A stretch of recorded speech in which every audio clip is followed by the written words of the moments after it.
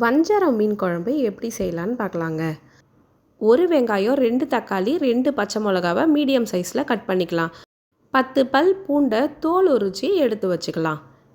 இப்போ ஒரு கடாய் வச்சு 1 டேபிள் ஸ்பூன் நல்லெண்ணெய் ஊற்றிக்கலாம். 1 ஸ்பூன் ஜீரகம் ஆட் பண்ணிக்கலாம். ஜீரகம் நல்லா பொரிஞ்சு வரட்டுங்க. இப்போ 1 ஸ்பூன் வடகம் சேர்த்துக்கலாம்.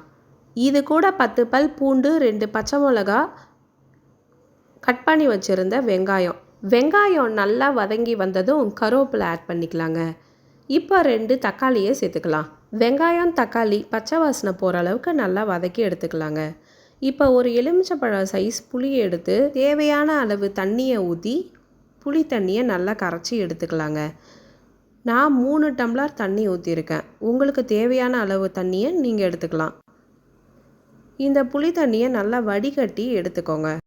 நான் 2 டேபிள் ஸ்பூன் மிளகாத்தூள் சேர்த்துருக்கேங்க.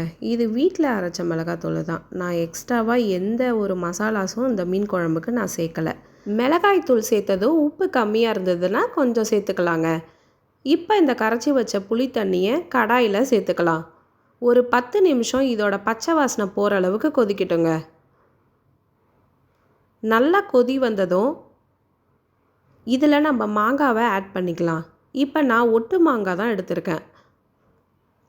ஒட்டு மாங்காவை இப்போ இதில் சேர்த்துக்கலாம். மாங்காய் கொஞ்சம் நேரம் வேகட்டுங்க. ஒரு 5 to 10 மினிட்ஸ் மாங்காய் வேகட்டும்.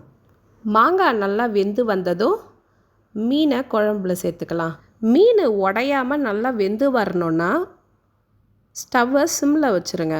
10 நிமிஷம் சிம்மில் மீன் குழம்பு நல்லா கொதித்து வந்ததும் கடைசியாக நல்லெண்ணெய் 1 ஸ்பூன் ஆட் பண்ணி குழம்பை இறக்கிடுங்க. இந்த நல்லெண்ணெய் ஆட் பண்ணுறனால குழம்பு நல்லா டேஸ்ட்டாகவும் இருக்கும், நல்லா வாசமாகவும் இருக்குங்க. சுவையான வஞ்சர மீன் குழம்பு இப்போ ரெடி.